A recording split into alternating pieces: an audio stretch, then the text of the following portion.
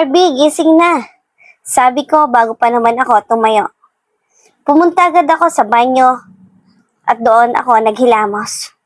Paglabas ko ng banyo ay nabutan ko si Harvey na nakatayo na at nag-aayos ng higaan. Good morning, love. Bati niya sa akin at agad na kinulong ako sa mga bisig niya. Morning. Tara na, mag-ayos ka na. Nagmamadaling saad ko at kumuwala agad sa kanyang mga yakap. Tiningnan ko agad ang mga cabinet na nandito sa kwarto at pumili ng damit. What's the problem? Bakit ka nagmamadali? Namili ako ng mga damit na nakalagay sa cabinet. Kinuha ko ang isang white t-shirt na medyo maluwag sa akin at kumuha ko ng isang itim na pantalon. Dahil pupunta lang naman kami sa hotel upang mag-imbestiga, hindi ko na kailangan pang magsuot ng formal na damit. Anya, hindi mo na naman sinasagot ang mga tanong ko. Muling sabi nito sa akin, ngunit sa pagkakataong ito, nakabaluktot na siya sa akin. Pupunta tayo sa hotel, nakalimutan mo na agad? At saka ikaw, mag-ayos ka na. Patuloy na sabi ko habang inaayos ang mga gamit ko at gamit ni Harvey. It's too early. We should go back to sleep.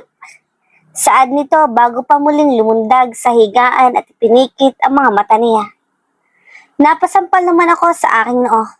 Siguro ay pagod pa siya. Kami na lang muna ng mga kaibigan ko ang pupunta sa hotel. Okay, just rest here. Kami na lang ang pupunta. Sabi ko at sinilip ko kung may pagbabago sa paghiga ni Harvey. Nanatili lang ito sa paghiga niya at hindi gumagalaw. Boring naman kung hindi sasama si Harvey. At isa pa, kailangan ko siya upang makaya ko ang mga pangyayari. Lalo na kapag hindi ko nakaya ang emosyon ko. Kinuha ko ang telepono ko at nagkunwaring may tumatawag sa akin. Pasimple na tinitingnan ko si Harvey mula sa peripheral vision ko at nakita ko na gumalaw siya. Hello, Kylo? Saad ko. Ano? Sige. Aalis na tayo mamaya. Muling saad ko. Pero hindi na gumalaw pa ulit si Harvey mula sa pagkakahiga niya. Ano? Gwapo na pulis? Loko ka talaga. Pumeke ako ng tawa at kinuha ko na ng tuluyan ang mga damit ko. Totoo? Pogi ba talaga yan? Baka naman kapag nakita ko ay hindi maganda ang katawan. May abs ba? Panalo, napangiti ako. Dahil sa sarili kong kalokohan. Samantala, mukhang tagumpay naman ang plano ko. Dahil narinig ko ang kaluskos ng kama. Tanda na tumayo na si Harvey. Tuluyan akong tumalikod at naglakad. Isa, mahinang bilang ko. Humakbang ako patungo sa banyo. Dalawa, bulong ko muli at sa pagkakataong iyon, nakarinig na ako ng yapak. Maaaring tumayo na si Harvey sa higaan. Tatlo. You will not go there without me? Paos na bulong nito sa akin. Habang nakalagay ang dalawa niyang kamay sa magkabila ng bewang ko. Kala ko ba matutulog ka ulit? Maang-maangan ko. You want to go there without me because you want to see that handsome police? Saad niya muli sa paso na boses, ngunit mas madiin na iyon at malinaw. Nakikiliti na rin ako dahil sa sobrang lapit ng bibig niya sa aking tainga. Pulis na maganda ang katawan? He said while his hands slowly ran through my body. My abs? Nanginig ako.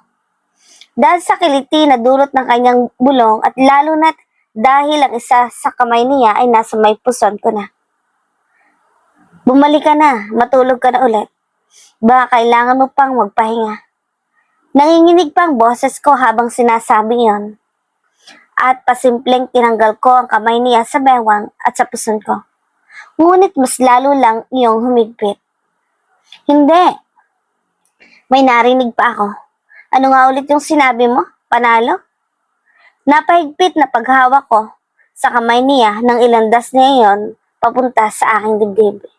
Hindi ko sinabi yon.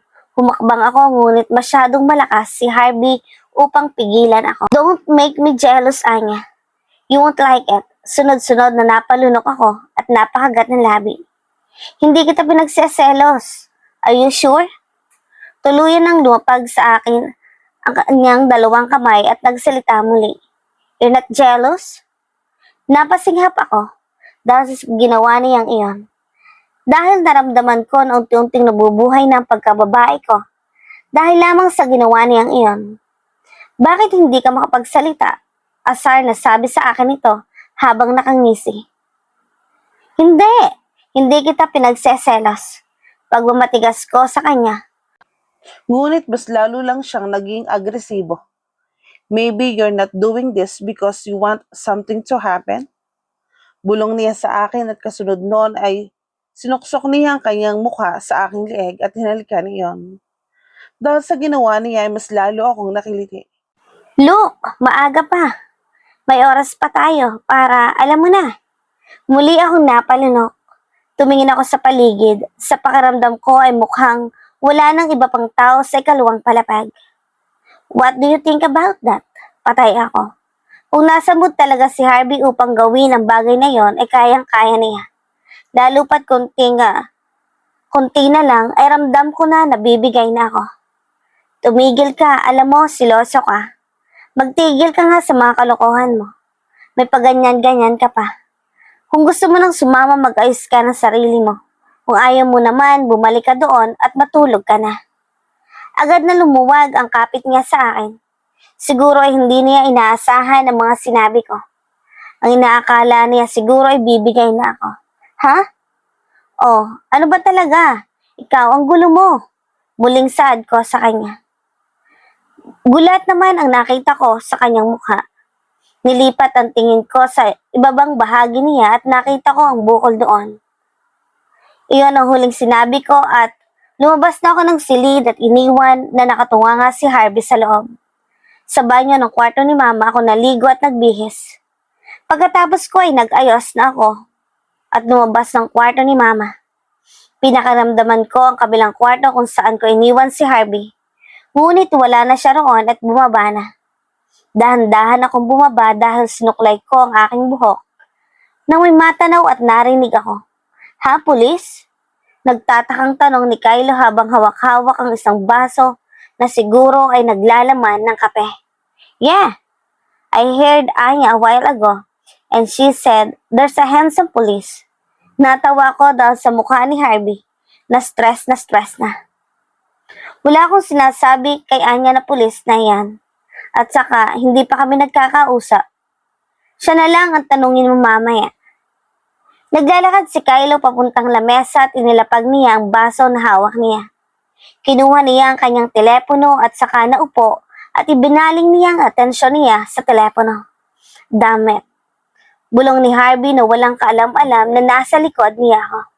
Problem? Kumurap-kurap pa ako at naglagay ng pang-asar ng ngiti sa aking mga mukha bago ko siya pagpasan at pumunta sa lamesa. Pengi naman. Mupo ako sa may tabi ni Kylo. Kinuha ko ang kape niya ngunit inagaw niya iyon agad sa akin. Madamot. Pagtitimplahan na lang kita. Tumango lang ako at nagtimpla na siya. Nakita ko naman ang nasa telepono nito at nakita ko doon nakausap niya si Leo. Halos lahat na yata ng kaibigan ko ay nagpapasaya na sa puso nila. Samantala nawala na ang atensyon ko sa telepono ni Kyla dahil naramdaman ko ang pag-upo ni Harvey sa tabi ko. Bakit ka nagsinungaling? Ako? Hindi ako nagsinungaling. I flipped my hair while looking at him. Halata sa mukha niya na naiinis siya sa ginawa ko. Sino yung kausap ko kanina? Ang sabi ni Kylo, hindi siya yon. Lumingin ako kay Kylo na abala pa rin sa pagtitimpla ng kape. Pagkatapos noon, bumalik ang tingin ko kay Harvey. Ngunit, ngumiti lang ako at hinawakan ang mukha niya at saka nagsalita. Wala iyon, bakit mo tinatanong? Hawak-hawak ko pa rin ang mukha niya. Inilapit niya ang upuan ko sa kanya at doon ay nagkaroon siya ng pagkakataon na hawakan ng hita ko at ginawa nga niya iyon. Don't fucking to do this, Anya. It's not funny anymore. Napahawak ako sa kamay niya na sa hita ko dahil humigpit ang hawak niya doon. Kahit pa nakapantalon ako ay ramdam ko na ang mga kamay niya na pinanggigilan ng hita ko. Who said I'm joking? Sinabi ko na sa'yo, huwag ka nang mag-isip ng kung sino yon. Pinagsiklop ko ang mga kamay namin at mahigpit na hinawakan ko yon upang pakalmahin siya. Saan niya pero hinigpitan pa rin niya ang hawak sa kamay ko. Loko. Kape? Sumulpot si Kylo at inilapag sa harap ko ang kape. Kinuha at ininom ko naman iyon gamit ang isa ko pang kamay. Ikaw, anong almusal mo? Ani ko habang sinisimsim ang aking kape. Sama ng loob. Bulong nito sa hangin ngunit narinig ko pa rin iyon. Tumawa naman ako at lumingon ulit sa kanya. Hurry up! Naiirita na saad nito sa akin kaya naman binilisan ko ang pag-inom ng kape. Pagkatapos kong ubusin ang kape, agad na tumayo si Harvey at naglakad palabas habang hawak-hawak niya ang kamay ko. Kinikilig na naman ako. Bagalan mo naman, sigaw ko dahil halos makaladkad na ako sa bilis niyang maglakad. Ngunit kahit na ganoon ay abot-abot pa rin ang kilig ko sa kanya. Hanggang sa makarating na kami sa kotse niya. Binuksan niya ang mga pinto at pinasok ako doon. Harvey, I want to use my own car. Sabi ko dahil ang sasakyan ko ay napagawa ko na. Ngunit si Harvey ay tuloy-tuloy lang sa paglalagay ng seatbelt ko at nang sa kanya. Pinaandar na niya ang makina at umandar. I didn't hear anything, he said and continued to drive. Nakarating na kami sa hotel. Kung titingnan ito mula sa labas ay mukhang sarado ang hotel. Ngunit nang pumasok kami, ay lahat ng tayo na andon at ay abala at may ginagawa. Good morning, Miss Rivera. I'm Detective Alvar. Nakipagkamay ito sa akin at kinuhang maliit na notebook mula sa kanyang suit at muling nagsalita. The investigation is still in progress. Kung maaari, pwede ba naming makausap ang mga tauhan na nandito nang mangyari ang pagnanakaw? Agad na tumango ako at sunod noon ay nakita namin ang mga tauhan ko. Yes, pero pwede ba nasa taas at sa opisina ko na lang natin sila kausapin? I want to make anything private. Tumango ang lalaki at si Harvey naman ay siningyasan ng mga empleyado. Umakyat na kami sa taas kung saan ang opisina ko. Ang iba naman ay nasa ibang elevator dahil hindi na kami kasya. Pwede na kayong magsimula. Kinakabahan na saad ko habang nakakapit ako sa kamay ni Harvey. Nakaupo kami ngayon ni Harvey sa lamesa na bilog habang ang mga empleyado ay nakatayo sa harapan namin. Bandang kanan. Ang detective naman ay nasa kaliwa. Sorry, we're late. Agad na lumingon ako nang kumalabog ang pintuan ng opisina ko. Ang mga kaibigan ko pala ang dahilan. Tahimik na umupo rin sila sa lamesa at doon ay naramdam ko ang pagiging seryoso ng lahat. At nagsimula na rin magtanong ang detective sa mga empleyado ng hotel. Nasaan kayo nang mangyari ang pagnanakaw? Nagtaas ng kamay ang isang babae at nagsalita. Nasa labi po ako. Tumango ang detective at tila may sinulat ito sa kanyang maliit na notebook at nagtanong ulit. Ibig sabihin, nakita o ikaw ang nakasalamuhan ng magnanakaw? Ang babae ay nilaro ang kamay niya at hindi mapakali sa kanyang kinatatayuan. Baka sa mga mukha niya na natatakot siya at halata rin iyon sa mga galaw niya. Opo, maaari mo bang ilarawan ang magnanakaw? Biglang bumigat ang pakiramdam ko. Babae po siya, hindi masyadong matangkad at may maikling buhok. Paglalarawan ng babae sa magnanakaw. Nagkatinginan kami ng mga kaibigan ko at ni Harvey. Ibig sabihin, babae magnanakaw? Hindi kita alam, ngunit mas lalong bumigat ang pakiramdam ko. How about her actions? Paano siya gumalaw at kung paano ba niya ninakaw ang mga pera? Tanong ulit ng detective. Magaling po siya, maalam siya sa baril at marunong rin po siya pagdating sa pisikal. Napakikipaglaban, kaya po nabalian ng buto ang manager namin.